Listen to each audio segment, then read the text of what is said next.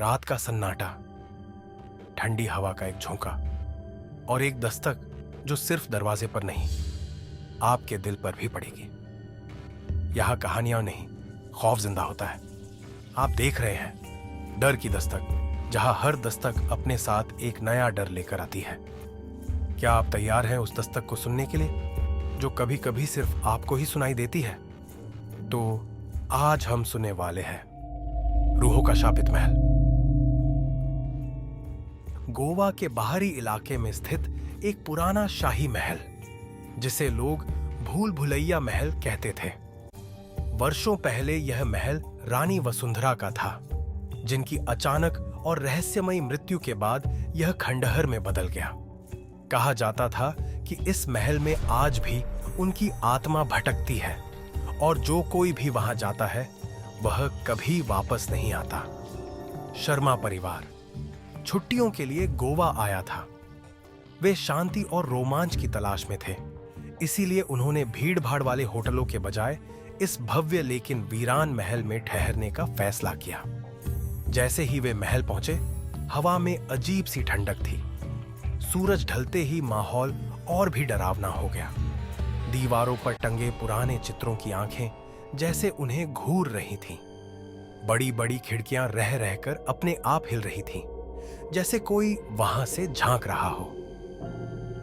रात के 12 बजते ही आयुषी की नींद खुल गई। उसे अपने कमरे के बाहर किसी के चलने की धीमी-धीमी आहटें सुनाई दी। वह घबराकर दरवाजे तक गई, लेकिन बाहर कोई नहीं था। अचानक कमरे के कोने में रखी अलमारी के शीशे में उसे किसी सफेद साड़ी में लिपटी महिला की झलक दिखाई दी। उसका गला सूख गया और पसीने की बूंदें उसके माथे पर चमक उठी। जब उसने ध्यान से देखा तो वह परछाई धीरे धीरे अलमारी के अंदर समा गई। सुबह होते ही आयुषी ने यह बात रीना को बताई, लेकिन रीना ने इसे सपना समझकर टाल दिया। अगले दिन सिया महल के पुराने हिस्से में जा पहुंची। वहां की दीवारों पर खून से लिखे शब्द थे, भाग जाओ वरना तुम भी। लेकिन बाकी शब्द धुंधले हो चुके थे।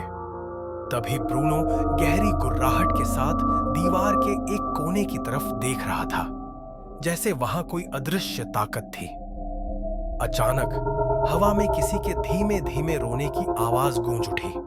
जब रात हुई तो शेखर और रीना अपने कमरे में सोने की कोशिश कर रहे थे। तभी दरवाजा खुद ब खुद चरमराकर खुल गया। रीना की नींद खुल गई और उसने महसूस किया कि कोई धीरे धीरे उनके बिस्तर के पास आ रहा है। उसके गले पर ठंडी सांसों का एहसास हुआ। रीना की धड़कनें तेज हो गईं। उसने धीरे से करवट बदली और देखा, एक काला साया उनके बिस्तर के पास खड़ा था। रीना ने जोर से चीख मारी, जिससे शेखर की भी नींद खुल गई। दोनों बेटियां दौड़कर कमरे में आईं और उनके पीछे ब्रूनो बुरी तरह से डरकर भौंकने लगा। वे भागकर महल से निकलने की कोशिश करने लगे, लेकिन मुख्य दरवाजा खुद ब खुद तेज आवाज के साथ बंद हो गया। ब्रूनो जमीन पर पंजे मारने लगा, जैसे कुछ छिपा हो। जब शेखर ने गौर किया तो वहां एक पुराना लकड़ी का दरवाजा दिखा, जो आधा जमीन में दबा था। बड़ी मुश्किल से उसे खोला गया और अंदर एक तहखाना मिला। जैसे ही उन्होंने अंदर झांका, उनकी रूह कांप उठी। एक रानी का कंकाल पड़ा था, जिसके गले में अब भी भारी सोने की माला थी। तुम यहां से नहीं जा सकते! अचानक पूरे महल में एक कर्कश चीख गूंज उठी। तुम यहां से नहीं जा सकते! कमरे में अंधेरा छा गया। हवा तेज हो गई और फर्श हिलने लगा। पीछे मुड़कर देखा तो सफेद साड़ी में एक बिना आंखों वाली महिला खड़ी थी। उसकी गलती से कटे होंठों से हल्की मुस्कान उभर रही थी। महल की सभी तस्वीरें एक साथ जमीन पर गिरने लगीं। झूमर जोर से हिलने लगे। भागो! शेखर ने जोर से चिल्लाया। शर्मा परिवार बदहवास भागा। जैसे ही वे महल से बाहर निकले, महल का दरवाजा जोर से अपने आप बंद हो गया।